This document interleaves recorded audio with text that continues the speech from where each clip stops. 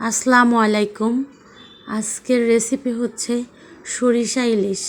বর্ষার মরশুমে তো এখন প্রচুর ইলিশ পাওয়া যাবে, তা অনেক দিন পরে আজকে আর কি সরিষা ইলিশ রান্না করব। তাই অ্যালার্জির কারণে হচ্ছে ইলিশটা খাওয়া হয় না। তাই ইলিশ মাছটা হচ্ছে কেটে নিব আগে।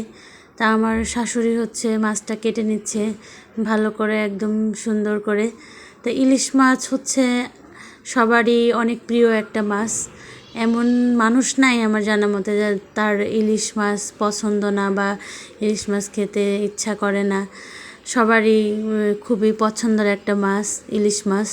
তো আজকে সেটাই করব।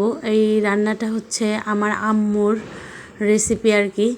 আম্মু এইভাবেই এই সরিষা ইলিশটা করে, অনেক করে, বাট এইভাবেই হচ্ছে বেশি করে। এইভাবেই আমাদের বেশি প্রিয়, মানে সরিষা ইলিশটা এইভাবে করলেই ভালো হয়।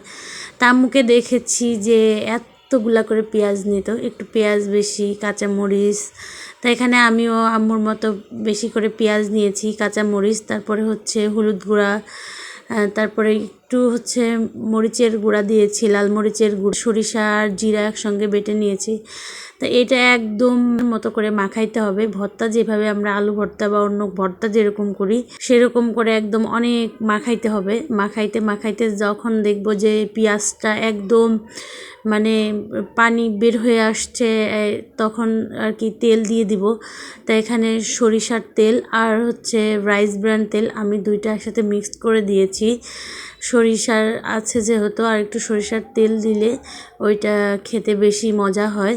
তা আমি দুইটা তেল একসঙ্গে মিক্স করে দিয়েছি, সরিষার তেল আর রাইস ব্র্যান তেল। তা এই যে সুন্দর করে একদম মাখাই নেব, যতক্ষণ পারবো অনেক সুন্দর করে মাখাবো যাতে একদম পেঁয়াজ যে একদম হয়ে যায়।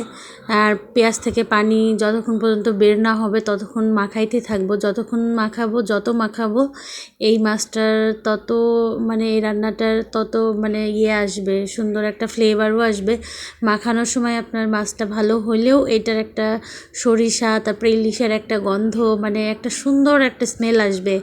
এত সুন্দর একটা স্মেল আসবে যা মনে হবে যে কাঁচাই খেয়ে ফেলি। তারপরে এই যে আবার মাছটা নিয়ে একটু সুন্দর করে মাখাবো, মাখায় একদম মানে করব। তো আমি মাখাতে যে এটা ভেঙে ফেলছে, এই মাছটা একটু করে ফেলছে। তো এই যে পানি দিয়ে নেব, পরিমাণ মতো পানি দিব, পানি দিয়ে যে জাল করতে থাকবো। জাল করে মানে যতটুকু আমি রাখবো, ঝোল রাখবো ততটুকু পর্যন্তই রেখে তারপরে করে দিব, বন্ধ করে দিব। তা আমি এটাতে বিশেষ করে বেশি রাখে না, একদম গা মাখা করে একদম ঝোল থাকবে। এই যে ফাইনালি আমার সরিষা ইলিশটা রান্না কমপ্লিট হয়ে গেছে। এই যে ফাইনাল লুক, মাশাআল্লাহ এত সুন্দর খেতে এটা। তো সবাইকে অনেক ধন্যবাদ আমার ভিডিওটা দেখার জন্য। আল্লাহ হাফেজ।